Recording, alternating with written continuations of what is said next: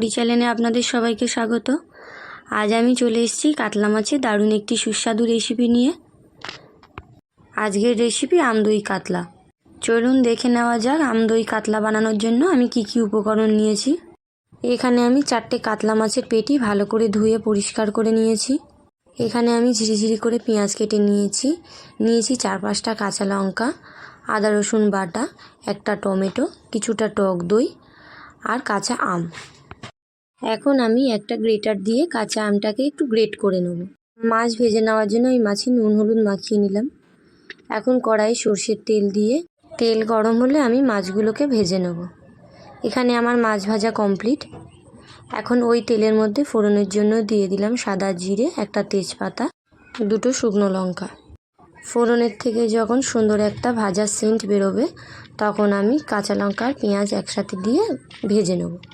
পেঁয়াজ আমার ভাজা হয়ে গেলে আমি এখন দিয়ে দেবো আদা রসুন বাটা আর টমেটো। আমি সব একসাথে ভালো করে 2-3 সেকেন্ড মতো নাড়াচাড়া করে নিয়ে দিয়ে দিলাম পরিমাণ মতো নুন, হলুদ গুঁড়ো, জিরে গুঁড়ো, ধনে গুঁড়ো আর একটু লঙ্কার গুঁড়ো দিয়ে সামান্য জল দিয়েছি যাতে আমার মশলাটা না পুড়ে যায়। এখন আমি দিয়ে দিচ্ছি কাশ্মীরি লঙ্কার গুঁড়ো দিয়ে সব একসাথে আমি ভালো করে মশলাটা কষিয়ে নেব। এখন আমি দিয়ে দিচ্ছি টক দই।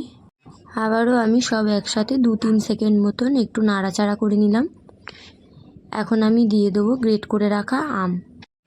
এখন আমি সব একসাথে কিছুক্ষণ নাড়াচাড়া করে নিচ্ছি। আপনারা যদি এইভাবে একবার আমদই কাতলা বানিয়ে খেয়ে দেখেন, দেখবেন আপনাদের বারবার খেতে ইচ্ছা করবে। এখন আমার সব মশলাগুলো খুব ভালো করে কষা হয়ে গেছে। আমি এখন দিয়ে দেবো জল।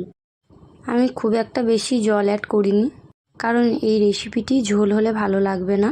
এটি একটু আমি গ্রেভি করব। এখানে আমার ঝোল ফুটে গেলে আমি এখন দিয়ে দেবো ভেজে রাখা মাছ। এখন আমি 2 মিনিট মতো রান্নাটা হতে দেবো। 2 মিনিট পর এটি আমি পরিবেশন করব। এখন আমার আমদই কাতলা রেডি। আমার এই রেসিপিটি যদি আপনাদের পছন্দ হয়ে থাকে তাহলে একটি লাইক করে কমেন্ট করবেন। এরকম আরও সুস্বাদু রান্নার রেসিপি পেতে চ্যানেলটি সাবস্ক্রাইব করে পাশে থাকবেন।